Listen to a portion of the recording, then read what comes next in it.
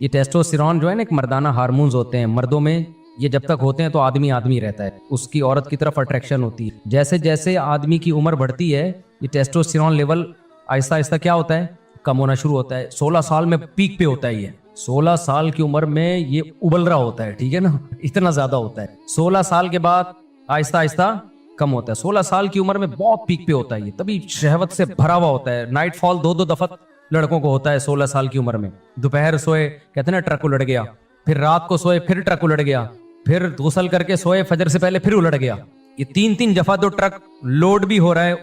उलटना इसकी अलामत है कि लोड हो रहा है ना। तो 30 साल में नाइट फॉल ना होने के बराबर, जब 30 इयर्स इंसान की एज होती है ना तो वो ना होने के बराबर होता है। और 40 साल में बहुत कम हो जाता है, फिर तो बहुत ही ना, यानी मैरिड आदमी में तो यूं कहो कि होता ही नहीं है फिर उसको, इल्ला ये कि वो सफर में चला जाए कहीं बहुत दूर। तो अब ये जो टेस्टोस्टेरोन जो मर्दाना हार्मोन्स है ना, ये जब बात चली पड़ी है तो मर्दाना की जहां बात आएगी नौजवानों को बड़ी दिलचस्पी होती है कि यार ये हार्मोन्स बढ़ेंगे कैसे।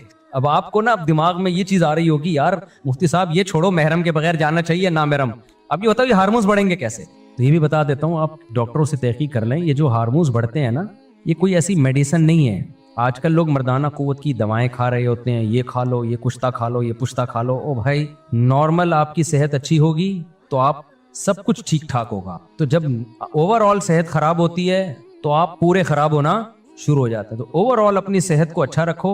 उसमें सबसे अहम चीज ये है, चीनी छोड़ दो, कुकिंग ऑयल, बोलो भाई छोड़ दो। ये जो आप कुकिंग ऑयल खा रहे हो, पका पका की चीजें, ये क्या करो, छोड़ दो। चीनी क्या करो, आप ताकत बनाना चाहते हो खा के, खाने से नहीं बनेगी, कुछ चीजें छोड़नी पड़ेंगी। जब कुछ चीजें छोड़ोगे तो जो खा रहे होगे वो ठा करके बॉडी को लगेंगी। होता ये कि हम जो मीठा ज्यादा खाते हैं ना, फोड़ते फाड़ते रहते हैं। रोटी में भी कार्बोहाइड्रेट बहुत ज्यादा है, चावल में भी बहुत ज्यादा है। जब ये देखो, ये जिम में आप जाते हैं, ये मेरी बात की तायद करेंगे। ये हमारे एक जमाने में इंग्लिश के टीचर थे ये, तो कुछ दिन मैंने इनसे इंग्लिश पढ़ी है, ये भी मेरी बात की तायद करेंगे। लेकिन आप डॉक्टरों से पूछ लें, वो तायद करेंगे ही। जब हम शुगर वाली चीजें ज्यादा खाते हैं ना, जो फुल कार्ब डाइट है, चावल, रोटी और अल्लाह भला करे आलू मियाँ आप ज्यादा खाओगे ना, तो उससे होता यह है कि हमारी बॉडी का शुगर लेवल बढ़ता है, फिर इंसुलिन निकलती है उसको कंट्रोल करने के लिए। तो हमारी बॉडी सारा दिन शुगर ही के खिलाफ फाइट करती रहती है। जो बॉडी को और बहुत सारी चीजें चाहिए ना, कुछ जज्ब करे हमारी बॉडी में, आयरन जज्ब हो, जो बहुत सारे मिनरल्स हैं, विटामिन्स हैं, वो जगह नहीं बना पाते अपनी, समझते हो, वो जगह नहीं बना पाते। देखो इसकी मिसाल ऐसे है, जैसे लोग दूध पीते हैं ना नाश्ते के बाद। अब आपने 2 पराठे खा लिए, अब जब आप 2 पराठे खा के दूध पियोगे तो दूध आपकी बॉडी का हिस्सा बनेगा? वो तो पराठों से भर गई है ना बॉडी को, तो वो पराठे एडजस्ट होने में ही 6 घंटे लगा देगी वो, क्या ख्याल है, पराठे हजम होने में। तो वो बाकी चीजें थोड़ी उसको मौका मिलेगा। तभी आपने देखा होगा अक्सर हकीम लोग दवा बताते हैं, जी सुबह निहार मुंह खानी है। वो क्यों बताते हैं?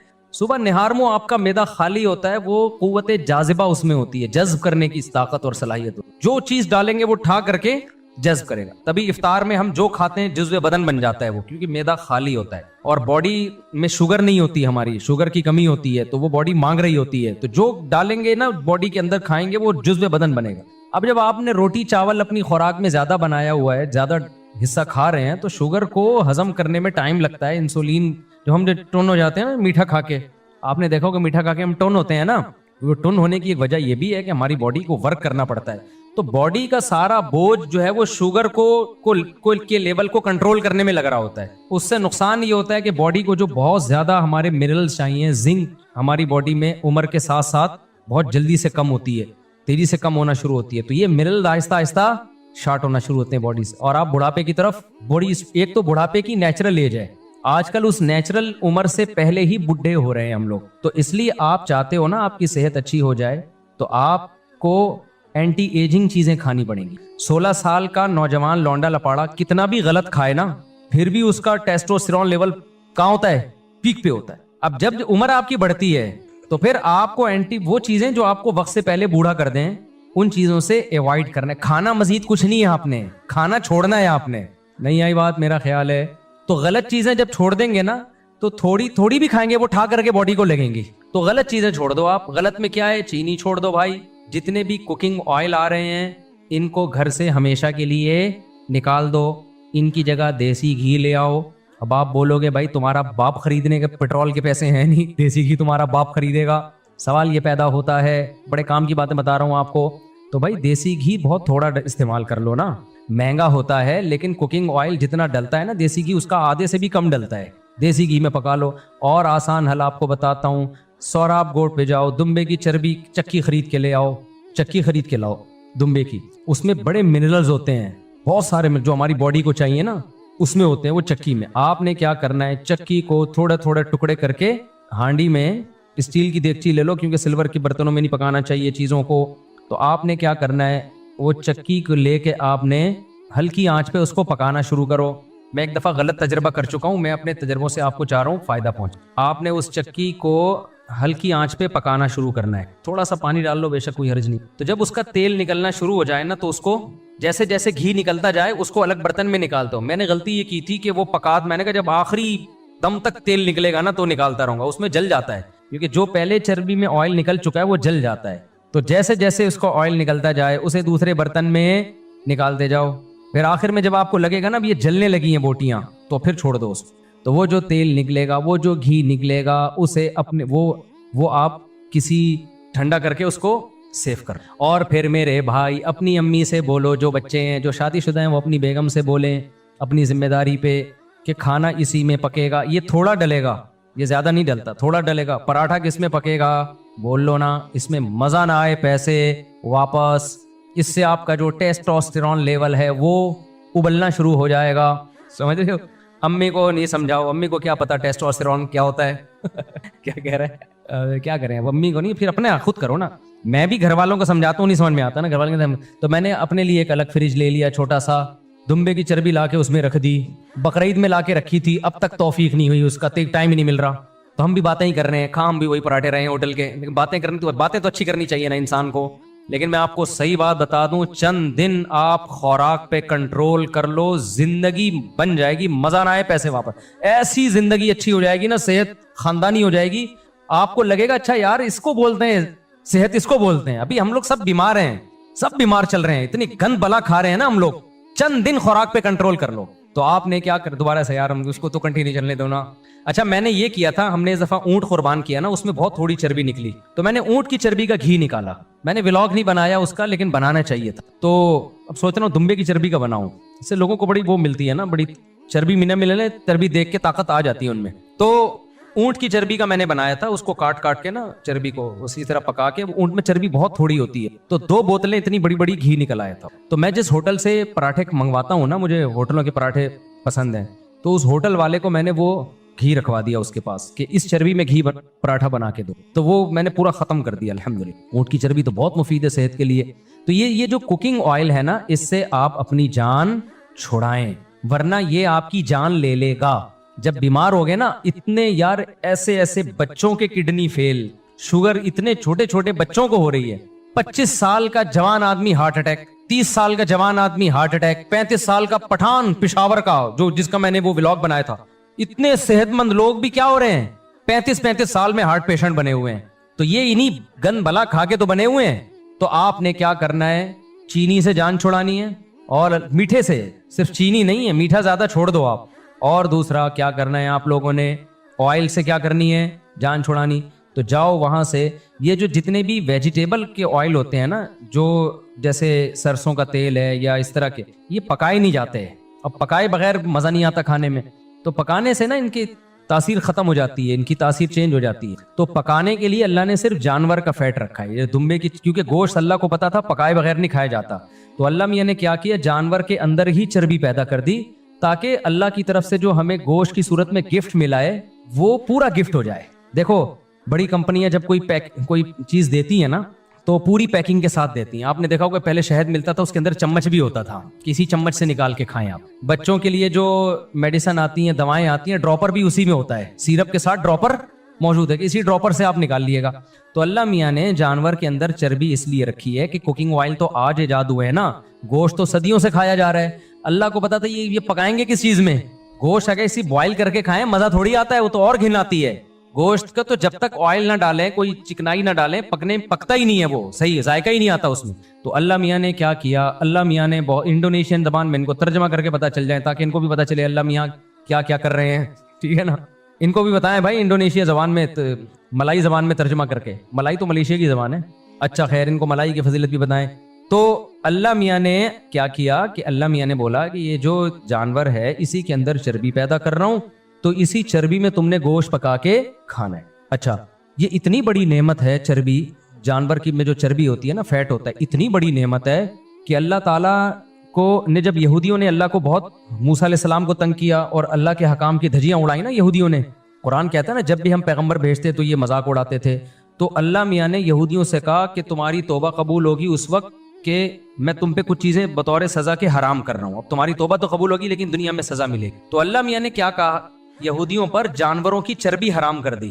تو چربی جو حرام ہوئی ہے یہ بہت بڑی نعمت تھی جس سے اللہ نے یہودیوں کو محروم کیا. وَحَرَّمْنَا عَلَيْهِمْ شُحُومَهُمَا, اللہ کہتے ہیں ہم نے اونٹ کی چربی, گائے کی چربی ان پہ حرام کر دی, جانوروں کی چربی, کہ گوشت اب چربی میں نہیں پکانا تم نے. تو آپ مجھے بتاؤ اگر یہ جانوروں کا جو فیٹ ہے یہ انسان کے لیے نقصان دہ ہوتا تو اللہ اس نعمت کو یہودیوں سے چھینتے ہیں بھائی؟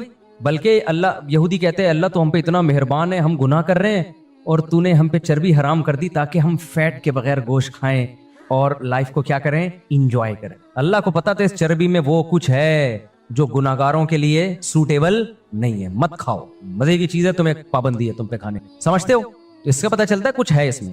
ہم نے کیا کیا, ہم سے کچھ ایسے گناہ ہوئے کہ ان گناہوں کی وجہ سے اللہ نے کہا تم پہ ایسے حرام کروں گا کہ تمہیں ندامت بھی نہیں ہوگی. وہ اللہ تعالیٰ نے ایسا کیا کہ ہم سے جب گناہ ہوئے نا تو اللہ تعالیٰ نے جو کوکنگ آئل والی کمپنیاں ہیں نا ان کو کہا, اللہ میاں نے ان کے دل میں یہ بات ڈالی کہ تم لوگ ڈبوں والا تیل نکالو مارکیٹ. لوگ خود بخود یہ جانوروں کی چربی چھوڑ کے ڈبے پہ سیٹ ہو جائیں گے آ کے, اور جانوروں کی چربی میں کہیں گے اسمیل آ رہی ہے, اس سے کیا آ رہی ہے, اسمیل آ رہی. بیٹا یہ چربی ہٹا کے آپ فوکس نہیں کر سکتے بہت ساری چیزوں کو. پھر مذہبی لوگوں کے آپس کے جھگڑے, مناظرے, ایک دوسرے کو چیلنج, ایک دوسرے کی ٹانگیں کھینچنا, وہ ایک دوسرے کو برا بلا کہنا, تو حدیث سے دلیل لے کر آ, نہیں لے کر آیا تو میں اپنے, یہ چل رہا ہے آج کل, میں اپنے باپ کی اولاد نہیں ہوں گا, صحیح ہے نا, تو نہیں لے کر. میں نے مناظرے دیکھے ہیں اس طرح نا, یوٹیوب پہ مناظرے پڑے ہوئے ہیں, آپ ذرا وہ مناظرے دیکھو تو صحیح. مناظرہ کبھی بھی ختم نہیں ہوتا اور ڈھیم لڑائی شروع ہو جاتی ہے. یہ بدتمیزی بد تہذیبی چل رہی ہوتی ہے یوٹیوب پہ, سوشل میڈیا پہ. پھر مولاناؤں کے فتوے, وہ دائرہ اسلام سے خارج, وہ دائرہ اسلام میں داخل, وہ جنتی, وہ جہنمی. جمعے میں لوگ آتے ہوئے ڈر رہے ہوتے ہیں کہ پتہ نہیں میرا کیا ہوگا کالیا. سمجھ آ رہی ہے بات کہ میں اس دفعہ جمعے کی نماز پڑھ کے جنتیوں کی فہرست میں آؤں گا یا جہنمیوں کی فہرست میں آؤں گا. ڈپریشن پھیلائی جا رہی ہے. یعنی یہ دیسی لبرل لوگ یہ باتیں کرتے ہیں, یہ سوائے یہ اسٹریس اور ڈپریشن پھیلانے کے اور کچھ بھی نہیں کر رہے, اور جہنم سے ڈرا کے لوگوں کو اور ڈی موٹیویٹ کر رہے ہیں.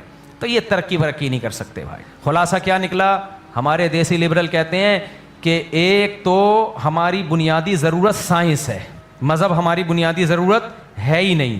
نمبر 2, یعنی پہلی بات ہم مذہب کے بغیر بھی ترقی کر سکتے ہیں.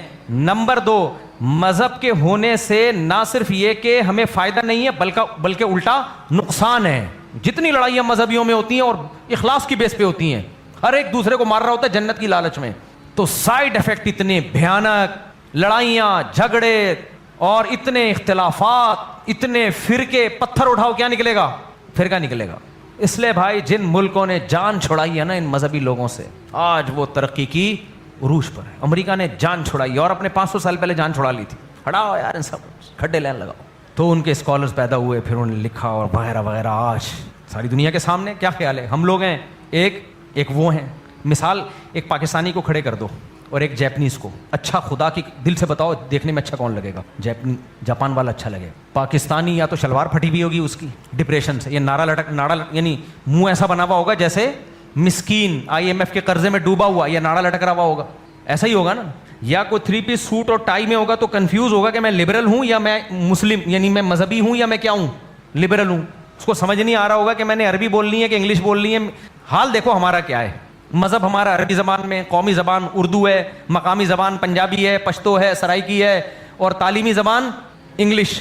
تو بیچارہ 25-30 سال تو اس کو اسی میں لگ جاتے ہیں کہ زبان کون سی سیکھنی ہے. میں نے ایک گاؤں میں ایک میم کسی نے بنائی, وہ سرائکی لڑکا تھا, کہتا ہے میں نے 2-3 سال لگا کے اردو سیکھی کہ یار سوسائٹی میں اردو چل رہی ہے, لیکن جب میں سوسائٹی میں آیا تو پتا چلے تو انگلش چل رہی ہے یہاں پہ. کہہ رہا میں 2 سال انگلش ہی سیکھ لیتا. تو بکھرا ہوا ایک معاشرہ, بکھری ہوئی سوسائٹی اور عجیب یعنی کھڑے کر دو نا کسی کو, یورپ کا کوئی بندہ اور ہمارا دیسی انڈین یا پاکستانی یا بنگلہ دیشی کوئی کھڑا کر دو, صاف پتہ چل جائے گا بھائی مذہبی لوگ یعنی مذہب بہت بڑی رکاوٹ. کیونکہ مذہبی تو ہے نا یہاں پہ. اشکال سمجھ میں آ رہا ہے کہ نہیں آ رہا ہے؟ ایسا نہ ہو کہ جواب سنے بغیر گھر چلے جاؤ اور مذہب کے باغی بن جاؤ, مذہب کے کیا بن جاؤ, باغی بن جاؤ. تو خلاصہ اس اشکال کا یہ ہے کہ بھائی ہمیں ضرورت سائنس کی ہے, مذہب کی ہمیں بالکل ضرورت نہیں ہے, مذہب کی ضرورت نہیں. تبھی ہمارے جو باہر ملکوں میں دورے ہوتے ہیں نا, اس پہ لوگوں کو اعتراض ہوتا ہے کہ یار اب جیسے میں جاپان گیا نا, بہت لوگوں نے نیچے کمنٹس کیے ہوئے تھے یار یہ مفتی جاپانیوں کو بتائے گا کہ صحیح زندگی کیا ہوتی ہے, یہ پاکستان جیسے ناکام ترین ملک سے آئے ہوئے لوگ جیپنیز جیسے کامیاب ترین لوگوں کو سمجھائیں گے, وہاں جا کے بیان کر کے ان کو بتائیں گے کہ صحیح کیا غلط کیا ہے. نہیں آئی سمجھ بات. یہ ایسا ہی ہے جیسے ٹماٹر بیچنے والا ٹومیٹو کمپنی کو سمجھا رہا ہے کہ ٹماٹر کا بزنس کیسے کیا جاتا ہے. نہیں آئی مثال سمجھ میں؟ ریڈی پہ ٹماٹر بیچنے والا جو ٹومیٹو کیچپ بناتے ہیں نا, اس کیچپ والی کمپنی کو جا کے سمجھا رہا ہے کہ اتنے ریٹ پہ بیچو تو زیادہ بکو. بولے بھائی دفعہ ہو یار یہاں سے, تو ہمیں بتائے گا. یہ اور آسان مثال ہے. کنوارا مجھے سمجھا رہا ہے کہ شادی کیسے کی جاتی ہے, اب سمجھ میں آ جائے گی مثال. جس کی ایک نہیں ہوئی وہ مجھے آگے بتا رہا ہے کہ شادی کرنے کا صحیح طریقہ کیا ہے. تو واجب الچماٹ ہے یا نہیں ہے؟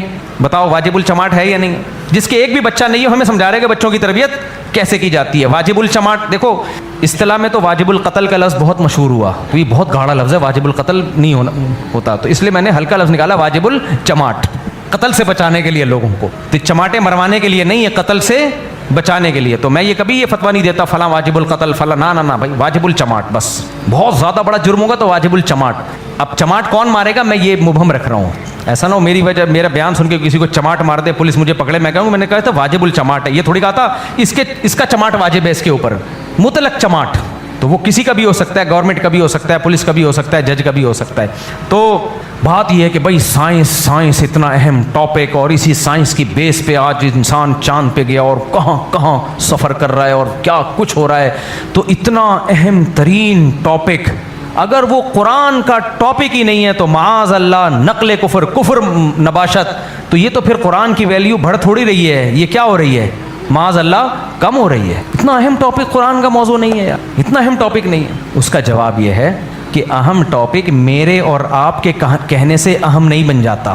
یہ جو اہم کا لفظ ہے نا, اہم کا لفظ یہ امور اضافیہ میں سے ہے. اب یہ ٹیکنیکل گاڑی زبان آ گئی, اس کو سمجھانا پڑے گا. دیکھو ہم کہتے ہیں اس نے بہت کھانا کھایا, ہم کہتے ہیں اس بندے نے بہت کھانا کھایا. مثال کے طور پر ایک آدمی اگر 3 پراٹھے صبح کھائے تو میں کہوں گا اس نے بہت زیادہ پراٹھے کھائے, کہوں گا کہ نہیں کہوں گا. لیکن آپ نے اس کا قد اور پیٹ جا کے جب دیکھا تو آپ کو اندازہ ہوا کہ 3 پراٹھے تو اندر کلابازیاں کھا رہے ہوں گے, اس کے پیٹ میں پوری دیگ آرام سے آ سکتی ہے. کیا خیال ہے؟ اور وہ نارملی 6 پراٹھے کھاتا ہے ڈیلی. میرے ایک دوست نے ایک ٹائم پہ 18 روٹیاں کھا کے دکھائیں, ایک ٹائم پہ. افغانی تھے وہ اتنے لمبے چوڑے, 18 روٹیاں ایک ٹائم پہ کھائی ہیں اس بندے نے. تو اب اس بندے کے لحاظ سے 3 روٹیاں یہ بہت ہیں یا کم ہے؟ بولو یہ کم ہے. اور ایک آدمی بالکل باریک سا قمیض اتارے تو ایکس رے کرنے کی ضرورت. ایسے بھی کراچی میں آپ کو گٹکے والے نظر آئیں گے, وہ اگر جاتے ہیں پسلیوں کے ایکس رے کروانے کے لیے تو ڈاکٹر کہتے ہیں بس قمیض اتار لی, ہمیں سب کچھ نظر آ گیا ہے. ایسے ہے نا کراچی میں گٹکے کھا کے اور بھی حرکتیں کچھ کر رہے ہیں, زیادہ میں ڈیپ میں نہیں جاتا. تو وہ بالکل 13 سے 18 سال کی عمر میں اگر یہ غیر اخلاقی سرگرمیاں زیادہ ہو جائیں نا, تو ڈاکٹر تو اس بات کو نہیں مانتے, لیکن اس سے آپ کی گروتھ پہ اور صحت پہ بہت برا فرق پڑتا ہے. ڈاکٹر نہیں مانتے اس بات کو, حکیم مانتے ہیں, ہومیوپیتھک ڈاکٹر مانتے ہیں, لیکن مشاہدہ یہی ہے 13 سے 18 سال کی عمر میں اگر یہ اس طرح کی حرکتیں زیادہ ہونا شروع ہو جائیں تو آپ کی گروتھ پہ اثر پڑتا ہے. تبھی 13 سے 18 سال کی عمر تک جم بھی نہیں جانے دیا جاتا, بہت زیادہ ایکسرسائز نہیں کرنے, وہ گروتھ کی ایج ہوتی ہے. تو اس میں اپنے آپ کو یہ غیر اخلاقی حرکتوں سے بچانا بہت ضروری ہے. تو اب اس میں کیا ہے, کیا بات کہہ رہا تھا میں؟ ہاں, اب ایک آدمی بالکل باریک صاف سنگل پسلی, ایکس رے رپورٹ اس کی باہر سے نظر آ رہی ہے, وہ اگر 2 روٹیاں بھی کھا لے گا تو کیا کہلائیں گی وہ ہیں بہت. تو پتہ چلا بہت کا لفظ کا کوئی ایک معیار نہیں ہے. یہ ہر شخص کے لحاظ سے, میرے لحاظ سے 2 پراٹھے بہت ہیں, لیکن کسی شخص کے لحاظ سے یہ 2 پراٹھے کم ہیں, کسی اور کے لحاظ سے الگ معیار ہوگا, اس کا حسن کا معیار, پیسوں کا معیار. مثال کے طور پر ڈیفنس میں کوئی 1000 گز میں رہتا ہے اور 1 کروڑ روپے اس کی آمدن ہے, میرے اور آپ کے لحاظ سے غریب ہے یا مالدار ہے؟ مالدار. لیکن زرداری کے لحاظ سے کیا ہے؟ وہ دنیا کا भिखारी तरीन आदमी है वो जो 1 करोड़ रुपए कमा रहा है। जरदारी उसे अपने जूतों में भी नहीं बैठने देगा, बोला उधर जाके बैठ, गरीबों उधर जाके बैठो, क्या ख्याल है? ऐसा ही है ना, 1 करोड़ रुपए कमाता है, चल उधर जाके बैठ। तो इसी तरह याद रखो, एक चीज़ मेरी और आपकी नज़र में अहम हो सकती है, दूसरे की नज़र में अहम नहीं हो सकती। अब मैं इस अहमियत के लफ्ज़ को अच्छी तरह से समझाता हूँ। आपकी अल्लाह न करे आंकड़ा हो गया किसी खातून के साथ, आपके दोस्तों की सेहत पे इससे कोई असर पड़ेगा?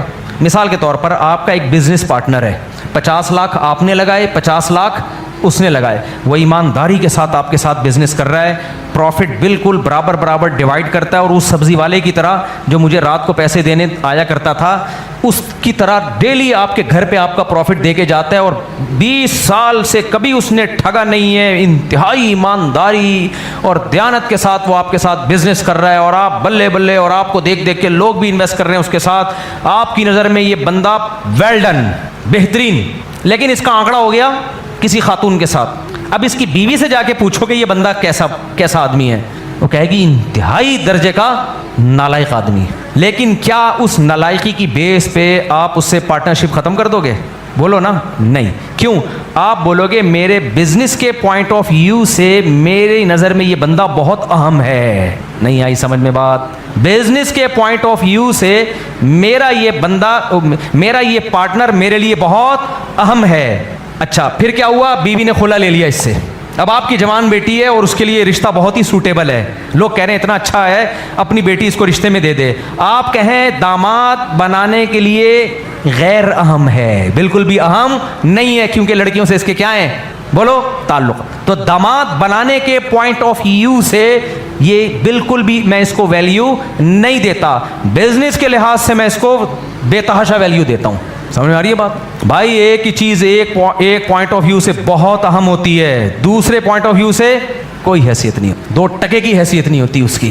तो मेरे भाई ये साइंसी तरक्की इस दुनिया में लाइफ को इंजॉय करने के लिहाज से बहुत अहम है, इसमें 2 राय नहीं हो सकती। लाइफ को इंजॉय करने के लिहाज से ये क्या है? बोलो, बहुत अहम। इसने इंसानों को बड़ा इंजॉय कराया है। लेकिन इंसान को जिस काम के लिए पैदा किया गया, अगर वो काम ही इंजॉयमेंट है फिर तो ठीक है, अगर वो काम इंजॉयमेंट नहीं है, वो काम कुछ और है, जिस पर्पस के लिए पैदा किया गया है, उसके लिए साइंसी तरक्की की 2 टके की हैसियत नहीं है। मूसा अलैहिस्सलाम ने तो कोई साइंसी तरक्की नहीं की, नाकाम हुए या कामयाब हुए? और तरक्की सारी फिरौन ने कर ली थी। हादिहिल अनहारु तजरी मिन तहती, और जो एहराम मिस्र अब तक बने हुए हैं पैगम्बरों ने, हो सकता है सुलेमान अलैहिस्सलाम ने बनाए हो, लेकिन हो सकता है किसी काफिर ने बनाए हो। तरक्की तो मेरे भाई कारून ने की थी बिजनेस में। उस जमाने का सबसे बड़ा अरबपति ताजिर कौन था? कारून। और मिस्कीन तरीन इंसान मूसा अलैहिस्सलाम। तो तरक्की के लिहाज से कामयाब कौन था? मादी तरक्की के लिहाज से कारून था, लेकिन आखिरत के लिहाज से कौन कामयाब था? जो पर्पस था लाइफ का, जिसके लिए अल्लाह ने इंसान को भेजा है, उस पे मूसा अलैहिस्सलाम पूरे उतर रहे थे, कारून पूरा नहीं उतर रहा था। तो मज़हब ने हमें बताया मूसा कलीमुल्लाह गरीब और मिस्कीन होके कामयाब तरीन इंसानों में, कारून अरबपति और तरक्की की इंतहा को पहुँच के भी नाकाम तरीन इंसानों में था।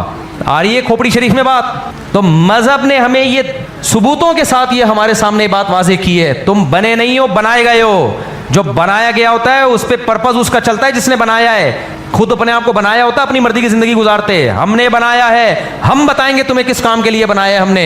वो काम करके आओगे तो कामयाब होगे, उस काम पे पूरे नहीं उतरते, तरक्की करते करते मरीख तो क्या उससे भी आगे निकल गए, नाकाम हो तुम। अब ये बात साइंसदानों को समझ में आ नहीं रही है, क्यों नहीं आ रही? अल्लाह ने इसका भी जवाब दिया कुरान में। अल्लाह ने कहा यालमून ज़ाहिरम मिनल हयाती दुनिया, दुनिया की जो थोड़ी सी ज़ाहिरी चमक धमक है ना, उससे मुतासिर है। दुनिया की ज़ाहिरी चमक धमक से क्या है? मुतासिर। वो ज़ाहिरी चमक धमक क्या है? बिल्डिंगें, इमारतें, उड़ते हुए जहाज़, फ्लाई करते हुए रॉकेट, सही है ना, और लैब और बड़ी बड़ी जो चीज़ें बनी हुई हैं। ओ भाई, ये सब का अंजाम कब्रिस्तान है, और वो ज़्यादा दूर नहीं है। समझ में नहीं आ रही बात? आप जो दुनिया को तरक्की दे सकते हो, ज़मीन की उम्र तो लंबी है, लेकिन ज़मीन में जो इंसान तरक्की कर रहे हैं, मैं तरक्की के ख़िलाफ़ नहीं हूँ, इसका मतलब ये नहीं कि और मखंचू बन जाओ, ये मतलब हरगिज़ नहीं है।